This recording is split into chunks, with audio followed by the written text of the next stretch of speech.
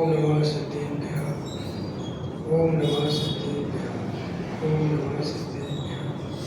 संतप्त मानस शांत जिनके गुणों के गान में ये वर्तमान महान विचरे हमारे ध्यान में। आदरणीय अध्यक्ष महोदय, हमारे गृह भ्राता विषम जी भाई साहब और अध्यक्ष के रूप में हमारे मनीष जी भाई साहब यहाँ पर उपस्थित हैं, और हमारे सभी अनुज विद्वान, सभी को मेरा सादर जय जिनेन्द्र। प्रवर्तमान जो गोष्ठी पूज्य गुरुदेव श्री का उपकार दिवस के रूप में हम सब यहाँ एकत्रित हुए हैं, वास्तव में पूज्य गुरुदेव श्री का जो हम पर उपकार है उनका उपकार तो जो अभी ऋषभ भैया बता के गए, जब तक वो दृष्टि में हमारे स्वयं भगवान आत्मा न आ जाएगा तब तक हम उनका उपकार नहीं बना पाएंगे, न कह पाएंगे। पूज्य गुरुदेव श्री को युग पुरुष कांची स्वामी के नाम से जाना जाता है। आखिर युग पुरुष कांची स्वामी जिनका परिचय हम सब बहुत अच्छे से जानते हैं, मैं ऐसा नहीं समझता कि यहाँ पर कोई ऐसा बैठा है जो पूज्य गुरुदेव श्री के बारे में ना जानता हो, क्योंकि हम सभी बहुत समय से स्वाध्याय सुन रहे हैं और गुरुदेव श्री का तत्व ज्ञान समझ रहे हैं, सुन रहे हैं। मेरा जो विषय है क्रमबद्ध पर्याय, सबसे ज़्यादा गुरुदेव श्री का विवादित विषयों में एक क्रमबद्ध पर्याय, सबसे ज़्यादा झगड़ा कराने वाला विषय क्रमबद्ध पर्याय, दुनिया में हाहाकार मच गई क्रमबद्ध पर्याय, लोग उधार पैसा ले लेके भागे क्रमबद्ध पर्याय सुनने, उसका नाम है क्रमबद्ध पर्याय। बहुत बड़े बड़े विद्वान पूज्य गुरुदेव श्री के जो विरोधी थे उनको भी लगा कि क्रमबद्ध पर्याय क्या चीज़ है भाई, ये कहाँ से आ गया। बहुत लोगों ने आरोप लगाया कि सोनगढ़ वालों ने ये नया पंथ चलाया है, उन लोगों ने नए नए सिद्धांत प्रतिपादित किए हैं। फिर झगड़ा इस बात पे भी हुआ कि साहब ये क्रमबद्ध शब्द तो कहीं आया नहीं, क्रम नियमित आया है, समझ में आया। और बहुत आगम के पार्टी होते हैं जो एकदम आगम को एकदम हर बात आगम से मिलान करते हैं, तो वो इसी बात से विरोध कर बैठे कि साहब हम नहीं मानेंगे क्रमबद्ध पर्याय, क्रम नियमित पर्याय है। तो बात यह है कि ठीक है साहब क्रम नियमित पर्याय मान लो। तो ये जो आप पूज्य गुरुदेव श्री की ज्ञान गोष्ठी आप सभी ने स्वाध्याय किया होगा, तो उसमें आपने पढ़ा होगा, समझा होगा, सब गुरुदेव ने क्रमबद्ध पर्याय के बारे में जो बातें थी वो सबके सामने बराबर प्रश्नोत्तर के माध्यम से भी, और गुरुदेव डॉक्टर साहब भारल जी ने उस पर जो पुस्तक लिखी, तो बहुत सारे लोगों को क्रमबद्ध पर्याय के संबंध में बहुत मान्यताएं गिर गई। वास्तव में जब क्रमबद्ध पर्याय की बात आई तो बहुत सारे जो जिनकी होनहार भली थी, ऐसे बहुत सारे विद्वानों ने एक मत होकर कहा कि क्रमबद्ध पर्याय हमने लोगों को सर्वज्ञ सिद्धि पढ़ाई, सर्वद्रव्य गुण पर्यायसु केवलम सूत्र पढ़ाए, हमने केवली भगवान सर्वज्ञ का स्वरूप समझाया, लेकिन कभी ये नहीं समझ पाए कि जब केवली भूतकाल और भविष्य काल की समस्त पर्यायों को एक साथ एक समय में जानते हैं तो क्रमबद्ध पर्याय तो अपने आप सिद्ध ही हो जाती है। मैंने वो तो एक बहुत लॉजिक बात थी। फिर ऐसे धुरंधर पैदा हुए, अब उन्हें कुछ समझ में नहीं आया कि क्रमबद्ध का तोड़ क्या है, तो उन्होंने कह दिया कि साहब सर्वज्ञता के बिना क्रमबद्ध पर्याय समझो, सर्वज्ञता को बीच में मत लाओ फिर क्रमबद्ध पर्याय।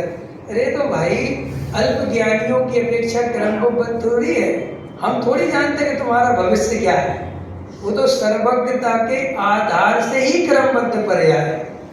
और प्रवचन सार जी में बहुत स्पष्ट शब्दों में आचार्य कुंद देव ने लिखा है कि यदि सर्वज्ञ देव भूतकाल की पर्यायों को और भविष्य की पर्यायों को वर्तमानवत नहीं जाने तो वो ज्ञान की दिव्यता ही क्या है। अरे थोड़ा बहुत तो केवल ज्ञान अपने को भी है, ज्यादा नहीं तो थोड़ा तो है ना, कि भाई मैं कितने वर्ष बाद कितने वर्ष का होऊंगा, जवानी से बुढ़ापा आएगा तो बाल सफेद होंगे, सब क्रम तो हम भी जानते हैं ना। आज संडे है तो कल मंडे आएगा, अप्रैल है तो मई आएगा, तो कौन नहीं जानता। और हम बहुत कुछ, और हमारा ज्योतिषी वो कोई छोटा मोटा सर्वज्ञ थोड़े ही है। तुम्हारी स्थानीय की 7.5 2041 तक चलेगी, वो ही बता देता है। तो भाई सर्वज्ञता में विरोध कहाँ है, क्रमबद्ध पर्याय में विरोध कहाँ है? लेकिन विरोध करने वालों ने विरोध किया और समझने वालों ने समझा भी, लेकिन कुछ समझने वालों ने अधूरा समझा। बस क्रमबद्ध जो होना है सुनिश्चित है, केवल ज्ञानी ने गाया है, बस इतना समझ लिया, लेकिन उसके मर्म को नहीं पहचाना। शायद आप लोगों से भी अगर मैं मर्म पूछूं क्रमबद्ध पर्याय का, तो मुझे 100% विश्वास है जैसा मर्म गुरुदेव श्री ने क्रमबद्ध पर्याय का बताया है, हमारे विद्वानों को छोड़कर श्रोता नहीं बता सकते। बता दे तो अच्छी बात है, मैं कोई आपको वो नहीं कर रहा, लेकिन क्रमबद्ध के नाम पर अपन इतने हल्कापन महसूस। क्रमबद्ध जो होना है वो निश्चित है, केवल ज्ञानी ने गाया है।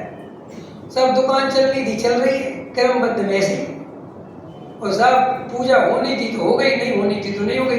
क्रमबद्ध नहीं है रे भाई, ये तो तूने क्रमबद्ध की मट्टी पलीत कर दी। पूज गुरुदेव श्री का आप क्रमबद्ध का प्रकरण पढ़िए तो आपको समझ में आएगा कि क्रमबद्ध पर्याय उन्होंने बताई क्यों है। क्रमबद्ध पर्याय में सम्यक दर्शन का रहस्य छुपा हुआ है। बता सकता है कोई कैसे रहस्य छुपा हुआ है? अकर्ता स्वभाव बताया। हाँ, अकर्ता स्वभाव बताया कि जब तक हमारे अंदर कर्तृत्व रहेगा, शरीर का कर्तृत्व, संयोगों का कर्तृत्व, राग का कर्तृत्व, ये सब कर्तृत्व जब तक किसी न किसी रूप में हमारे अंदर रहेगा, तब तक हम अपनी आत्मा में विश्राम कैसे करेंगे? भाई आप रात को सोते हैं तो कर्तृत्व के साथ सोते हैं कि अकर्तृत्व के साथ सोते हैं? बोलिए, बता सब भाई साहब, कर्तृत्व से सो सकते हो? सुबह जिसको 5 बजे ट्रेन पकड़नी है और उस बेचारे की 8 बजे के पहले नींद नहीं खुलती, उस आदमी की बेचैनी की कल्पना हम और आप आराम से कर सकते हैं। अलार्म लगाएगा, पत्नी को बोलेगा बहन जी उठा दे, बहन जी तो नहीं बोलेगा उठा देना, क्यों? समझ में है कि नहीं आया है? अब कितनी चिंता है, और गारंटी से जल्दी सो जाऊंगा, 10 बजे सो जाऊंगा, बस आज तुम सब बंद कर देना, मोबाइल स्विच ऑफ कर देना। लेकिन उन्हीं को उसी विकल्पों के कारण उसकी नींद हो जाती है। और कई दफे ऐसा होता है कि 4 बजे तक नींद नहीं आती, आदमी उठ के नहाना धोना तैयारी कर देता है कि छोड़ो विकल्प, ट्रेन में जाके सोएंगे। माने हम जरा से रात में अगर विश्राम करना चाहते हैं तो हमें दुकान का बोझा, मकान का बोझा, संयोगों का बोझा उतार के विकल्प हटा के सोना पड़ता है।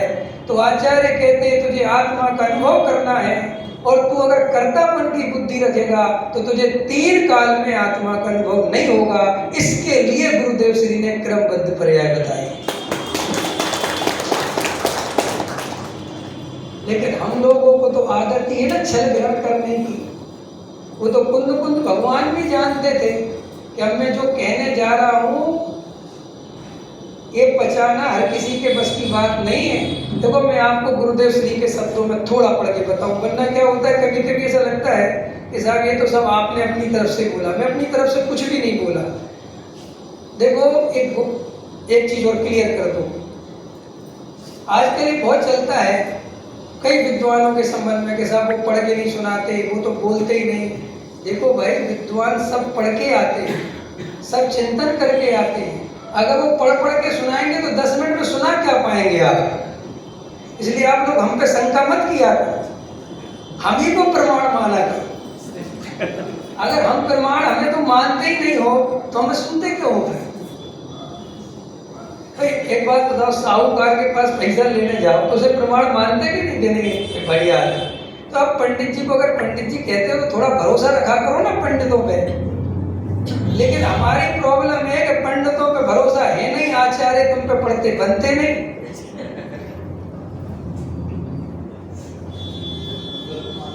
और गूगल भगवान हो गया है। समझ में आया कि नहीं आया? देखो, लकीर के फकीर नहीं बनना। ये सब द्रव्य क्षेत्र काल भाव परिवर्तनशील है। अब अगर गूगल बाबा आ गए तो हम क्या करें? इसमें हमारी गलती है। अब अगर कैलाश चंद पंडित, कौन से पंडित थे मनीष भाई साहब, वो जो कम उम्र में चले गए थे, महेंद्र कुमार न्यायाचार्य, वही थे ना जो तकलीफ गर्दन झुका झुका के पढ़ते थे मिनट की हड्डी है। हाँ, एन उपाध्याय तो थे ही, एक और शायद एक और पंडित जी का नाम बोलो, महेंद्र कुमार न्यायाचार्य थे, बहुत बड़े डॉक्टर साहब के रिश्तेदार थे अपने भाली जी के। उन्होंने तो विरोध किया था कर्मबद्ध परियाय। अरे वो विरोध की बात नहीं कर रहे, सिर्फ ये बता रहे हैं कि वो इतना लिखते पढ़ते रहे कि शरीर की हड्डी जो है ना वो झुकी रही, प्रमाण खोजते रहे। हमारे टोडरमल जी साहब वहाँ पर प्रमाण खोजने के लिए कन्नड़ में गए, 4 भाई गए, 3 तो चले गए। तो पहले बहुत मुश्किल था, अभी बहुत इजी गोइंग है। अब गूगल पे डालो आप, अभी तो एक ऐप आ गया, मुझे ज़्यादा आता नहीं टेक्नोलॉजी, लेकिन अभी बताया कि एक ऐप ऐसा बना दिया है कि आप पूछोगे तो वो प्रमाण गाथा सब बता देगा, तो इनका उपयोग करना चाहिए। तो मेरा कहने का मतलब ये है कि मैं आपको थोड़ा सा गुरुदेव श्री के शब्दों में पढ़ के सुना दूँ। मैं पढ़ के बराबर आया था और उस भैया को बोला भी था कि लगा देना, लगा दिया तुमने? हाँ, मैं उसमें से मैं कहाँ से पढ़ पाऊँ, मैं कौन सा नंबर है क्रमबद्ध के नहीं, तो समझ गए। बोले आपने जो लगाया ना वही मैं पढ़ दूंगा, मुझे इसके पहले जो चर्चा चल रही थी वो आप मिलान कर लेना वहाँ। यदि ऐसा है तो हम क्या समझें, कैसा है? अब इसके पहले जो चर्चा थी वो पांडे राजमल जी की थी कि जब तक जीव की काल लब्धि नहीं आती तब तक जीव को सम्यक दर्शन नहीं होता। तो भाई काल लब्धि, मेरा समय तो नहीं हो रहा, समय की प्रॉब्लम है। अब वो क्या विषय थोड़ा ऐसा है कि आपको समझ में आए तो आपको आनंद आ जाए कि क्रमबद्ध पर्याय क्या चीज है। अब मैं तो इतना अनुभव करता हूँ, क्रमबद्ध पर्याय के नाम पे जितना ज्ञान मोक्षों में है उतना मेरे को लगता नहीं कि कहीं और हो, क्योंकि कहीं और तो चर्चा है ही नहीं उसकी। अब हमारे पास अज्ञान क्या हुआ कि हमने पंच इंद्रिय के विषय भोगों में तो बुद्धि लगाई, संसार में पैसा कमाने में तो बुद्धि लगाई, वहां तो हमें क्रमबद्ध पर्याय याद नहीं आती, और हमें वो सारी क्रमबद्ध पर्याय सम्यक दर्शन की पर्याय में याद आती है, मोक्ष की पर्याय में याद आती है। इसलिए सब गड़बड़ घोटाला हो गया, उल्टा चला गया पुरुषार्थ। देखो कितना अच्छा लगा गुरुदेव। जबकि गुरुदेव जो अपन गुरुदेव के बारे में क्या सोचते हैं, कहते हैं जो होना है वो निश्चित है। तो गुरुदेव उसका विरोध करते हुए क्या समझा रहे हैं कि भैया वहां पांडे राजमल जी ने काल लब्धि की मुख्यता से लिखा है, लेकिन अपने को पुरुषार्थ की मुख्यता से समझना है। तो सब लोग कहते हैं ना कि पुरुषार्थ उड़ जाएगा, क्रमबद्ध पर्याय को समझने से पुरुषार्थ का क्या होगा, तो उसकी स्थापना कैसे करी गुरुदेव ने, वो देखो आप। देखो, यद्यपि कलश टीकाकार ने यहाँ काल लब्धि की मुख्यता से व्याख्यान किया है, तथापि बिना पुरुषार्थ के किसी कार्य की सिद्धि नहीं होती। क्या कह रहे गुरुदेव श्री? पुरुषार्थ के बिना किसी कार्य की सिद्धि नहीं होती। यह भी उतना ही बड़ा सिद्धांत है जितना वो काल लब्धि वाला है। उसका निषेध नहीं किया, लेकिन पुरुषार्थ मुख्य रखा है अपने को। वो टोडामली साहब वाला भी आत्म प्राप्ति के प्रसंग में तो इसकी मुख्यता करना योग्य है। अगर अपने को आत्मा की प्राप्ति करना है तो काल लब्धि के भरोसे नहीं बैठना, क्या करना? पुरुषार्थ करना। एक गुरुदेव श्री कह रहे पुरुषार्थ की मुख्यता रखना है। यहाँ यह बात तो विचार करने योग्य है कि आत्म प्राप्ति के प्रसंग में सम्यक पुरुषार्थ क्या है। पहले तो पुरुषार्थ की स्थापना करी, अब पुरुषार्थ क्या है वो बताते हैं। बिना सम्यक पुरुषार्थ के आत्म प्राप्ति संभव नहीं है। ये बात क्यों बोली कि भाई पुरुषार्थ के नाम पर जीव कोरे क्रिया कांड में लग जाता है। पुरुषार्थ के नाम पर जीव त्याग व्रत में चला जाता है, मुनि बनने की सोचने लगता है। आज ही सुबह का व्याख्यान है डॉक्टर साहब का, बहुत मार्मिक व्याख्यान है कि जीव को जैसे ही 50-55 वर्ष की उम्र होती है और पहले तो पैसा कमाने में लगा रहता है, और 55 वर्ष में जब शरीर जवाब देने लगता है, बच्चे स्वार्थ के साथ ही निकल जाते हैं। तो अरे मैंने कुछ नहीं किया, मैंने पूरा जीवन पापों में निकाल दिया, विषय कसाय में निकाल दिया, धन में जोड़ने में लगा दिया, अरे रे रे मेरा तो आधा जीवन व्यर्थ गया, अरे रे मुझे तो धर्म करना चाहिए।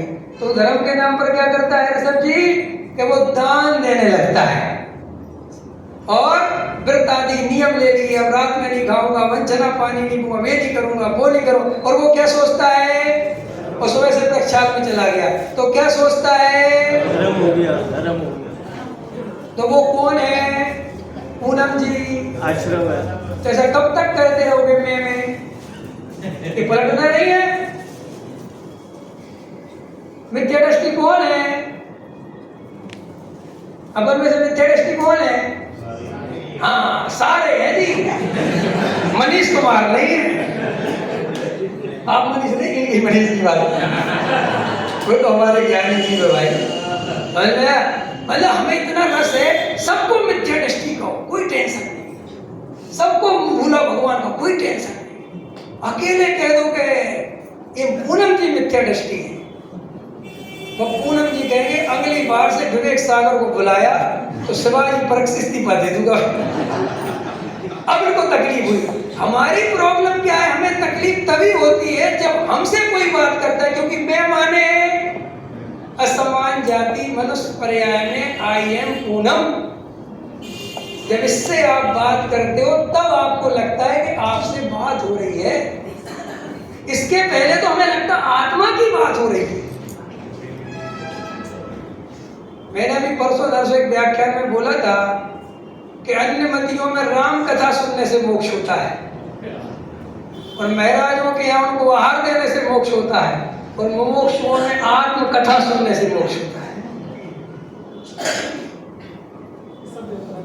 समझ में आया? हमारे सब्जी आजकल बहुत समझ रहे हैं व्यवहाराभास, सब व्यवहाराभास है। अभी मेरे पास बहुत माल है, लेकिन सुना नहीं सकता क्योंकि तुम लोग ज्यादा माल खेल भी नहीं पाओगे। अभी चलो मैं इसको पूरा करता हूँ। सम्यक पुरुषार्थ से आत्म प्राप्ति संभव नहीं है, सम्यक पुरुषार्थ के बिना, समझ गए?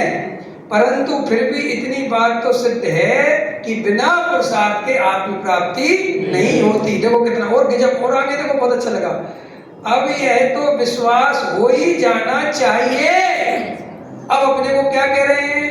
जिनने वस्तु का स्वरूप समझ लिया, जिनने नो कर्म द्रव्य कर्म भाव कर्म से भिन्न ज्ञान की चर्चा सुन ली, जिनके हाथ में समय सार आ गया, पूज्य गुरुदेव श्री का माल आ गया, उनके लिए गुरुदेव श्री क्या प्रेरणा दे रहे हैं?